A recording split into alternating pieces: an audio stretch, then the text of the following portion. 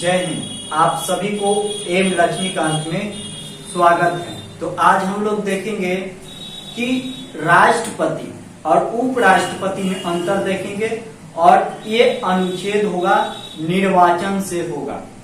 तो एक शायरी के साथ हम इसमें अपने रिप्रेजेंट कर रहे हैं।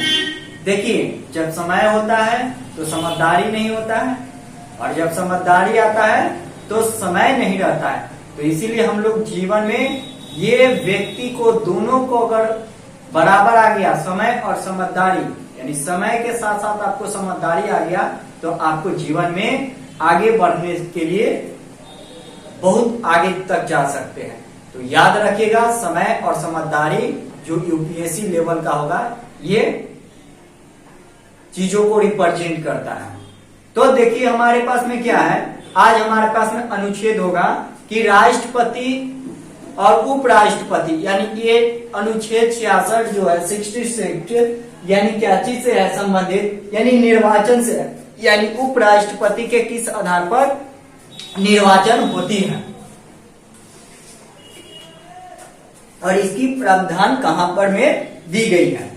तो देखिए कि 66 अनुच्छेद में उपराष्ट्रपति के निर्वाचन होगा। आखिर निर्वाचन कौन करेगा, इसके पीछे भूमिका भी देखेंगे, तत्वों को देखेंगे। तो राष्ट्रपति निर्वाचन अनुपातिक गुप्त एकल संक्रमणीय द्वारा होगा। अब मान के चलिए इसको मतलब क्या है, यानी इसकी जब उपराष्ट्रपति की निर्वाचन होगा तो इसको गुप्त है। अब हम लोग देख लेते हैं कि आर्टिकल कहां पर में है, 66 में क्या उपराष्ट्रपति कैसे निर्वाचन होगा, उसकी पूरी प्रक्रिया को हम लोग देखेंगे। तो पहले देखेंगे कि राष्ट्रपति उपराष्ट्रपति में अंतर को भी देख लेंगे और साथ साथ इसको भी कैलकुलेट करेंगे। तो देखिए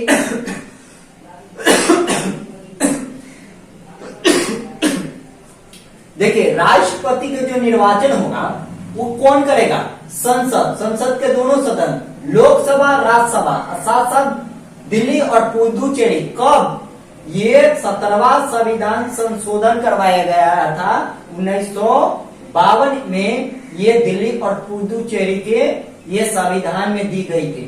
तो राष्ट्रपति के निर्वाचन सदस्य यानी लोकसभा, राज्यसभा और सारे राज्य को विधानसभा की क्या चाहिए, विधायक उसको राष्ट्रपति को वोट डालता है।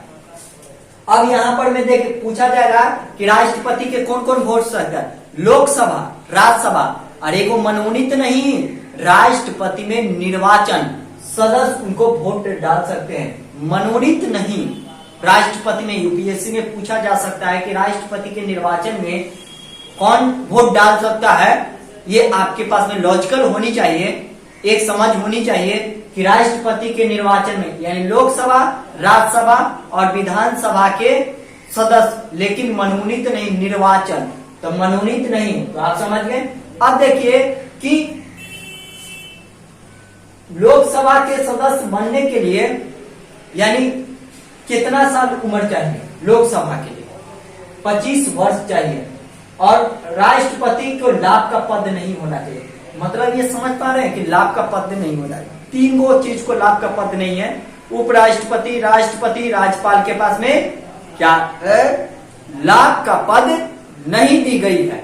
क्यों नहीं, मान लीजिए कि आप एक विधायक है, हालांकि उसमें विधायक भी नहीं होता है, मान लीजिए कि आप राज्यपाल है कहीं के या राष्ट्रपति है, तो आप कोई स्टेट में मुख्यमंत्री के साथ साथ अपने कैबिनेट मिशन में आप नहीं बैठ सकते हैं, यानी आप मंत्री नहीं बन सकते हैं। यानी जब आप इस पद पर, राष्ट्रपति पद पर ग्रहण कर रहे हैं, तो उस स्थिति पर क्या होगा, आपके पास में यह प्रावधान होनी चाहिए और ये संविधान में, कॉन्स्टिट्यूशन में इतना में दी गई है। और ये इसकी उम्र है, पूछा जाएगा वनडे एग्जाम की आप तैयारी करते हैं तो पूछा जाएगा कि लोकसभा निर्वाचन होने के लिए कितना साल एज चाहिए, तो 25 वर्ष। तो मेरा अभी 25 वर्ष हुआ नहीं है, लेकिन अगर हो जाएगा तो उस कंडीशन में क्या हो जाएंगे, लोकसभा के सदस्य बनने के लिए तैयार रहेंगे। ये क्या होगा कि लाभ का पद नहीं है। उपराष्ट्रपति तो समझावे कि ये मंत्री नहीं बन सकता है, ये कौन बन सकता है, मंत्री नहीं बन सकता है। मान के चले कि राष्ट्रपति कहेगा कि अब हमको मंत्री के भी पद दीजिए, उस स्थिति में ये नहीं बनेंगे।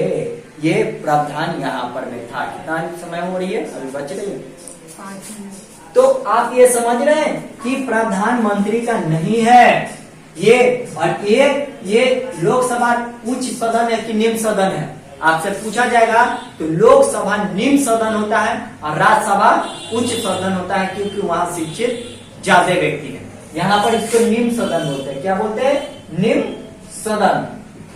तो पूछा जाएगा वनडे एग्जाम में कि निम्न सदन है कि उच्च सदन। अब देखिए उपराष्ट्रपति के निर्वाचन कैसे किया जाए, जो टाइटल में यहाँ पर दी गई थी, डिस्क्रिप्शन में देख रहे होंगे, तो वही चीजों को भी रिप्रेजेंट कर रहे हैं। तो आज हम देखेंगे कि राष्ट्रपति आइए उपराष्ट्रपति को निर्वाचन, तो इसको देख लें कि निर्वाचन कौन करेगा। अब देखिए निर्वाचन का मतलब क्या होगा, देखिए रहेगा कट न जाए। तो उस परिस्थिति में हमारे पास में क्या हुआ कि सदन के दोनों सदन, यानी उपराष्ट्रपति के निर्वाचन कौन करेगा? सदन के दोनों सदन। लेकिन राष्ट्रपति में आपका क्या था?